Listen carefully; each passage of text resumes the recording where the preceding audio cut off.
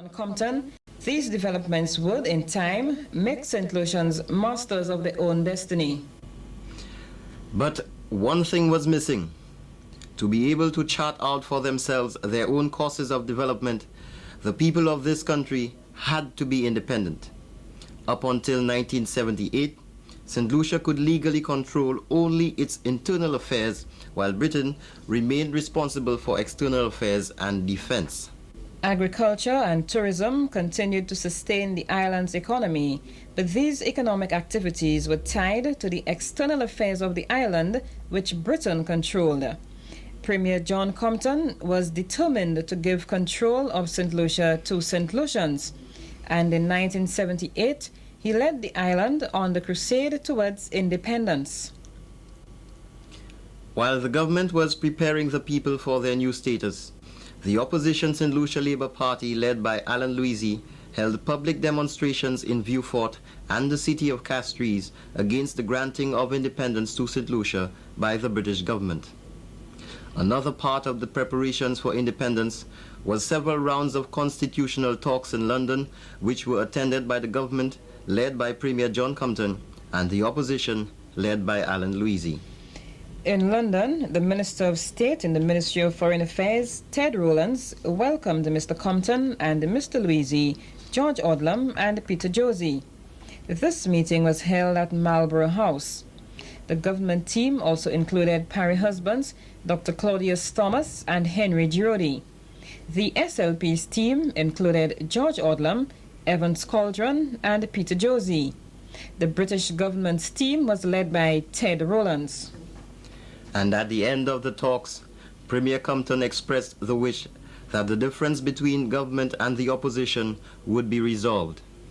We have spent 4 days modeling the new framework within which the people of St. Lucia will soon begin to conduct their own affairs as a free and sovereign people. We have arrived at substantial agreement, and the nature of that new framework and the narrow margins of difference between my delegation and the delegation representing the opposition will, I have no doubt, be readily resolved in the House of Assembly in St. Lucia. Without the goodwill that has prevailed, the success that has attended this conference would not have been possible. We know that, on your part, sir, that goodwill will continue to prevail. And while we are aware that the impending recess of your Parliament and the conditions that may obtain after it reconvenes will crucially affect the timing of St. Lucia's transition, we know that you will bend every effort, as you've assured us, to clear the way to permit the people of St. Lucia to enter into sovereign nationhood on their National Day, December 13, 1978. And Mr. Louisy, for his part, told the conference of his wish for basic protection in the new constitution for the people of St. Lucia. It is clear that the policy of the British government is to grant independence to associated states as soon as is reasonably practicable.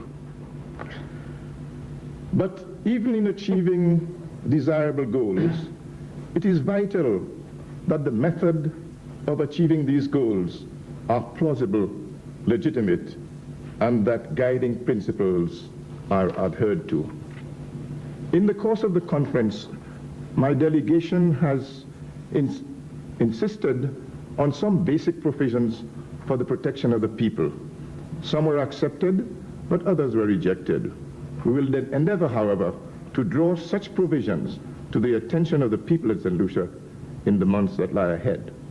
And the British Minister Ted Rowlands also gave his views on the outcome of the conference. The constitution which has emerged is a very good one. As I said at the beginning of the conference, the constitution cannot guarantee a democracy. Only the political will of people can ensure that real democracy survives. But a constitution can provide a framework for and a buttress of a democratic system. This conference, I think, has ensured that. We've devoted considerable time to the chapter on protection for rights and freedoms of the individual. We've also ensured in this constitution the maintenance of the rule of law. I think we also mustn't underestimate the amount of real significant change which has been both proposed and accepted to the original draft constitution from which we started. They're a tribute, in my view, to the very constructive approach of the opposition at this conference and to the spirit of compromise conducted by the Premier and his delegation. As the talks ended, Mr. Compton, speaking to newsmen, described the talks as successful. I think it was successful beyond our expectation. In fact, the conference was scheduled to take 5 days because we expected a lot of grim opposition. Lasted only 3 days of working sessions, and the 4th day was taken up for the final report. As the news of the outcome of the talks reached home, St. Lucians from all walks of life made their way to Heronora International Airport at Vieux-Fort to salute Premier Compton, whom they had dubbed the Father of the Nation. SLP supporters were also at the airport, not to meet their leader, but to register their protest. And then came December 14th, 1978.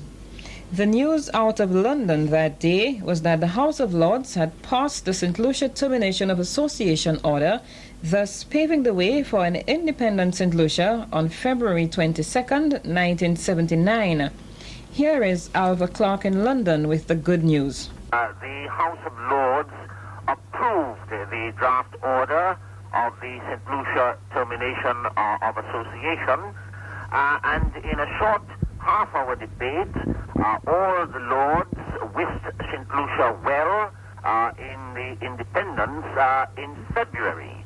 The order was introduced on behalf of the government by Lord Goronwy Roberts, who is a Minister of State at the Foreign and Commonwealth Office. It was welcomed by the Conservative Party, that's the opposition, by Lord Elton, and on behalf of the Liberal Party by Lord McNair. And a number of lords spoke in a debate that only lasted half an hour. It wasn't a debate in that sense. With just 2 months to go, all systems were working in full swing, transforming the House of Assembly.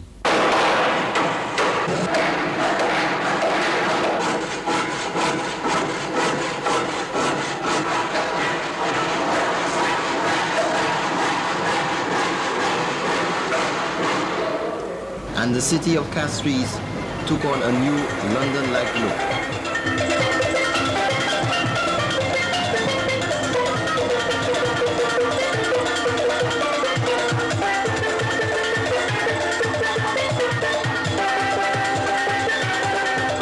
With preparations finally at an end, and just 2 more days to go, Premier Compton was on radio and television addressing St. Lucians after the police had used tear gas on striking public servants. Mr. Compton said, I had not intended to speak to you again until I make my address of acceptance of the new constitution on February the 22nd at the flag-raising ceremony. But certain matters have now come to hand, which I think is important for me to discuss with you and to bring you up to date with the situation. All of us who live in St. Lucia know that for several years now, since we indicated that it was the government's intention to seek independence for St. Lucia, certain elements in our society who have been very vocal have been trying to frustrate or at least to delay St. Lucia's march to freedom. They've tried everything. They've tried delaying tactics and procrastination. They've tried intimidation. They've resorted to violence. And all these things have failed. Our country, like any mother, is going through the pains of birth. But when her labors are over, we all shall rejoice at the birth of our nation. We shall continue steadfastly along the path we have chosen.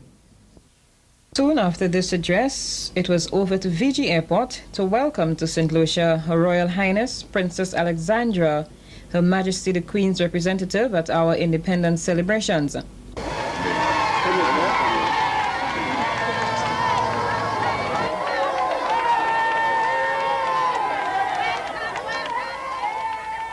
And with just one day to go, Premier Compton said that St. Lucia was looking forward to using its independence as a tool for our development. We're not going to be involved in the politics of the world. I think we're much too small to play any significant role, but we are looking forward to use our independence as a tool for our own economic development. And I believe that is the role that we look for ourselves. And so, at midnight on February 21st, the British flag was lowered for the last time, and in its place was the flag of a new sovereign state. Thus, after 176 years of uninterrupted British rule, St. Lucians became responsible for their own country and destiny.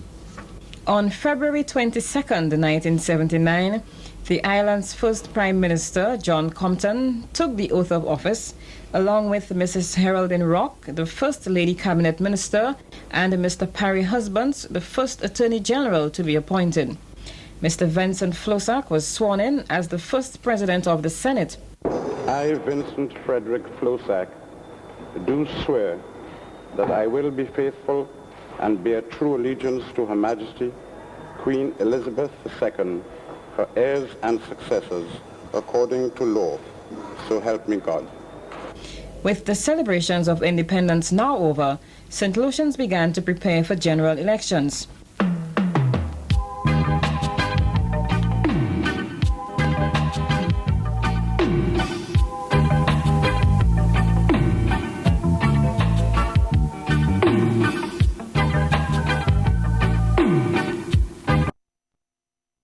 The election of 1979 was held on July 2nd. The elections were presided over by election of 1979 was held on July 2nd. The elections were presided over by protracted labor disputes involving civil servants and teachers. These disputes were seen as politically motivated, and some public servants refused leadership in striking against the government. By the time voting took place, the contest had shaped up as a two-party battle with no independent candidates involved. For the ruling United Workers' Party, UWP, all incumbents sought re-election except Dr. Vincent Monroe's. As a condition of a new independent St. Lucia, a new voting list was prepared with 67,917 names, a 70% increase over that of 1974. And on that July night, the UWP, after 15 years in office, were voted out in a 12-5 victory for the SLP. Although the percentage turnout was down from 1974, there was nearly 40% more ballots cast in 1979. Despite the magnitude of the SLP victory, UWP candidates actually polled more than 2,000 votes in excess of the 1974 total. Following the election, Prime Minister Luisi and all of the victorious members of his party traveled to Government House for a swearing-in ceremony. Peter Josie, Winston Snack, Evan Scaldron, Michael Pilgrim, Bruce Williams,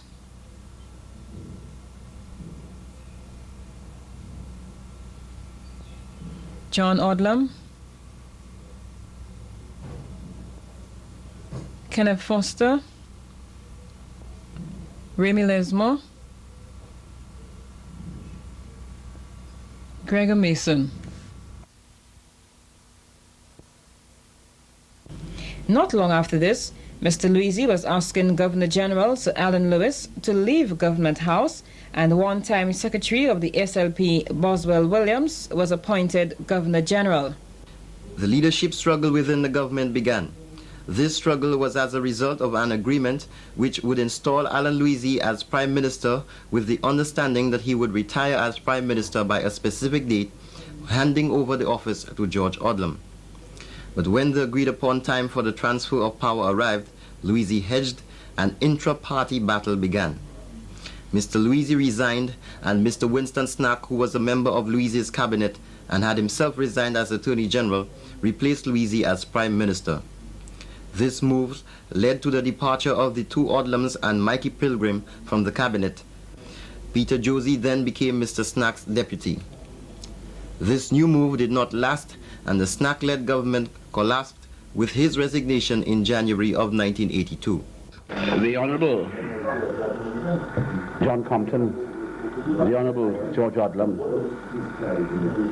and I have reached an agreement which is a matter of history, not only for St. Lucia, but I should say for the West Indies.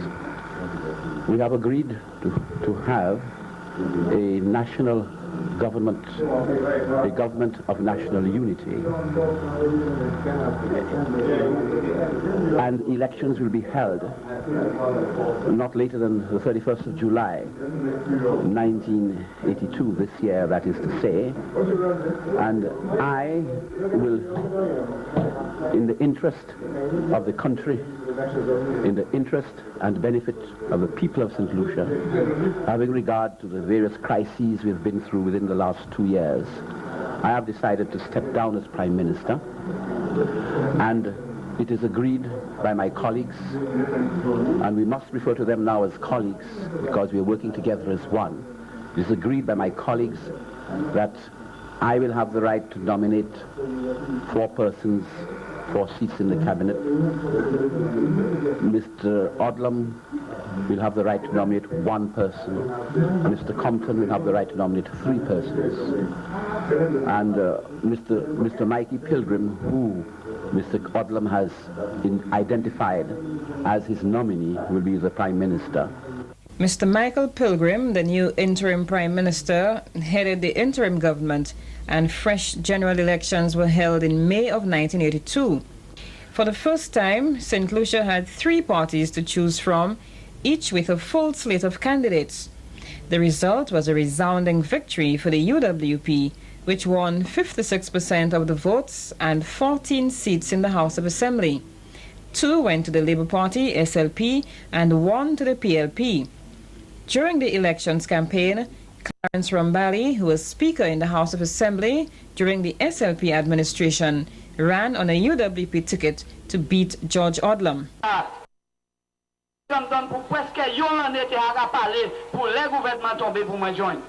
The new administration of John Compton, on returning to office, set about consulting St. Lucians on a national plan. But why a national plan? A nation needs a plan as a ship needs a compass.